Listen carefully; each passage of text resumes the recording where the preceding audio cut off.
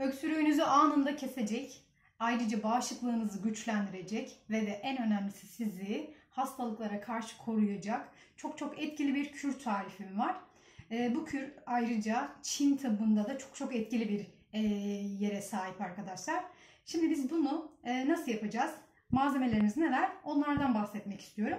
Şöyle görmüş olduğunuz gibi bir kabımın içerisinde bir adet mandalinam var ve iyice şu dış kabuğu bize gerekli olduğu için şöyle bir sıcak suyun içerisine az bir miktarda sirke ekledim. Yaklaşık yarım saatte şu dış kısmındaki ilaçlar vesaire var ise bütünü temizlenmek adına bu şekilde bir temizleme yapıyoruz ilk olarak. Ardından mandalinamızı iyice temizledikten sonra suya ihtiyacımız bitiyor. Şöyle bir kabuğunu soyma işlemi yapıyoruz. Şöyle bir cezvemiz var. İçerisine aktarıyoruz.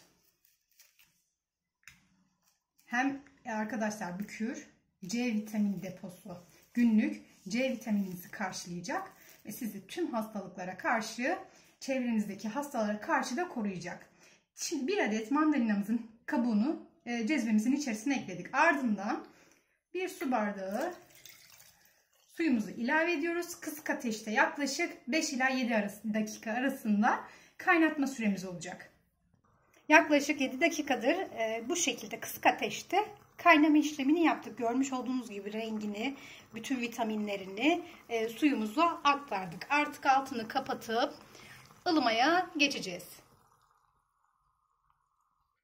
Ilıma işlemini sağladıktan sonra şöyle bardağımızda artık kabuklarından ayırma zamanı geldi. Şöyle bir bardağımıza aktarıyoruz ve ılıyan balımızın, suyumuzun içerisine şöyle bir tatlı kaşığı kadar bal ilave ediyoruz ve şöyle bir karışım sağlıyoruz.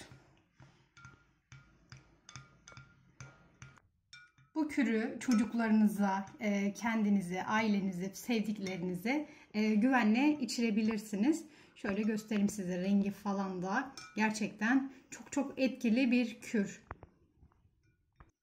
Sizler de öksürüğünüzü gidermek için en doğal yol arıyorsanız ve bağışıklığım güçlü olsun, günlük C vitamini takviyesini alayım diyorsanız bu kürü muhakkak denemelisiniz.